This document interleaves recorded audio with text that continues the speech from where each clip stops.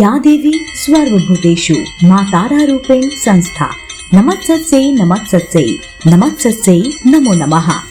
दोस्तों, गुप्त नवरात्रि महाविद्या दूसरा स्वरूप माँ तारा की कहानी आज हम आपको इस वीडियो के जरिए सुनाने वाले हैं। दोस्तों, वीडियो शुरू करने से पहले मैं आप सभी से जानना चाहती हूँ कि क्या आप मेरे चैनल पर नए हैं? अगर हाँ, तो आप मेरे चैनल आध्यात्मिक कहानियों को तुरंत से सब्सक्राइब कर लीजिए, क्योंकि ऐसे ही धार्मिक, पौराणिक कहानी, कथाएं, पूजा, व्रत विधि हम अपने चैनल द्वारा आप तक साझा करते हैं। चलिए सुनते हैं माँ तारा की कहानी। गुप्त नवरात्रि के दूसरे दिन माँ तारा की पूजा करने का नियम है। माँ तारा जीवन में आने वाली सभी विपत्तियों, आकर्षण और संकटों से छुटकारा दिलाती है। माँ तारा की साधना पूर्ण रूप से अघोरी साधना होती है। माँ तारा की साधना करने से मनुष्य को लौकिक सुख के साथ साथ शांति और समृद्धि भी प्राप्त होती है। देवी तारा अपने सभी भक्तों और उपासकों की सभी मनोकामनाओं को पूर्ण करती हैं। उनके अलावा माँ तारा धन से जुड़ी समस्याओं को भी दूर करती हैं।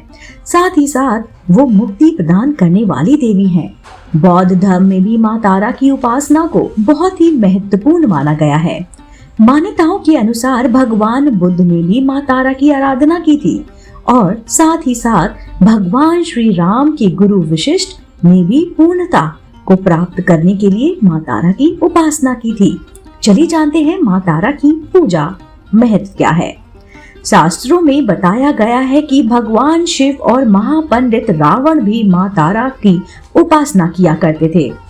मान्यताओं के अनुसार जिनका उद्धार भगवान शिव भी नहीं कर पाते थे, माँ तारा उनका भी उद्धार करती थी।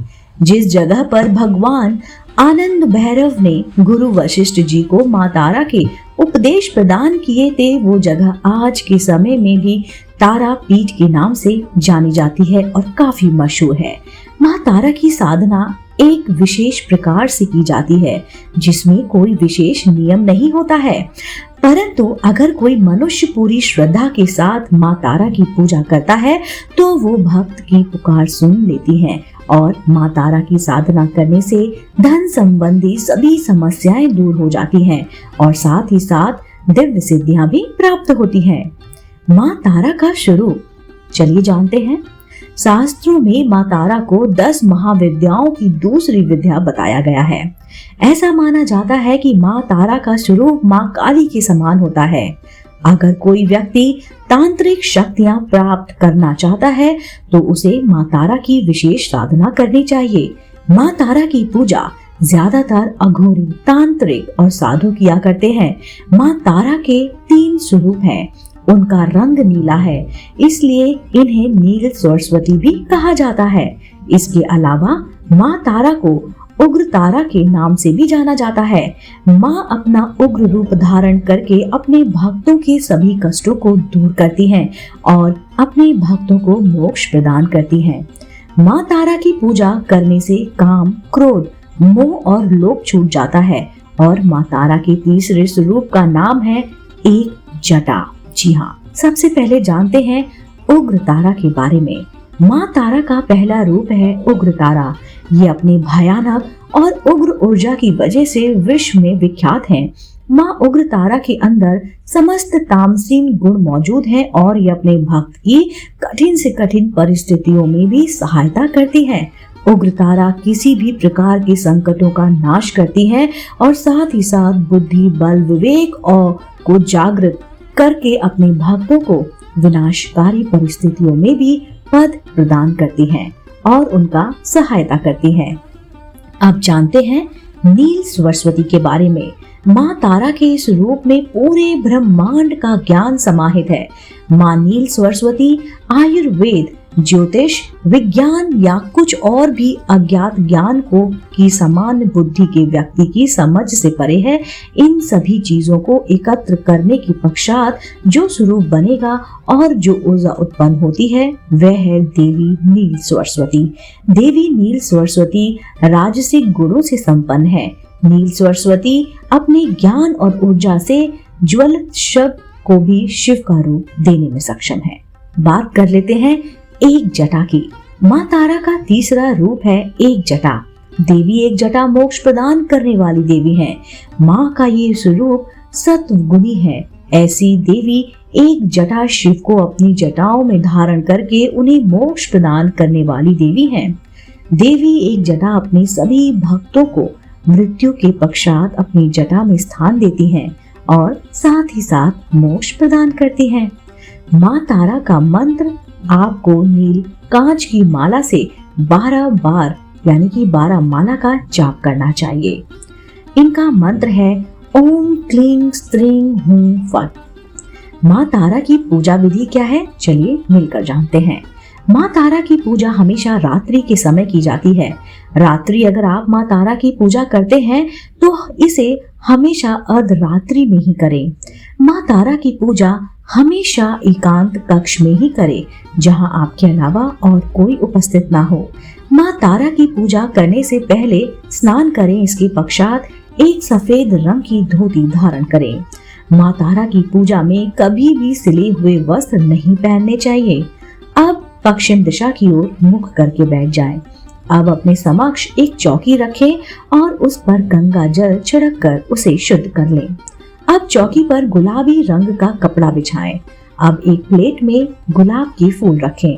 अब चौकी पर तारा यंत्र की स्थापना करें। इस पर यंत्र के चारों ओर चावल की ढेरी रख दें। चावल की ढेरी और डोरियों पर एक एक लौंग, उसके पश्चात तारा यंत्र के सामने घी का दीपक प्रज्वलित करें। दीपक जलाने के पश्चात विधिवत माँ तारा के मंत्रों का जाप करें। मंत्र जाप करने के पश्चात श्रद्धा पूर्वक माँ तारा की कथा सुने।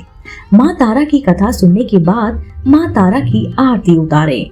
पूजा करने के पश्चात पूजा में इस्तेमाल की गई सभी सामग्री को किसी बहती हुई नदी में प्रभावित कर दे या फिर इन चीजों को पीपल के पेड़ के नीचे जमीन में गहरा गड्ढा खोदकर दबा दे।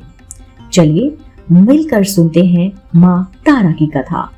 पौराणिक कथा के अनुसार देवी तारा का जन्म मेरू पर्वत के पश्चिम भाग में चोलना नदी के किनारे पर हुआ।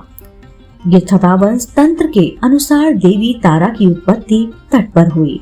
हयग्रीव नाम के दैत्य के वध हेतु देवी महाकाली ने ही नील वर्ण धारण किया था।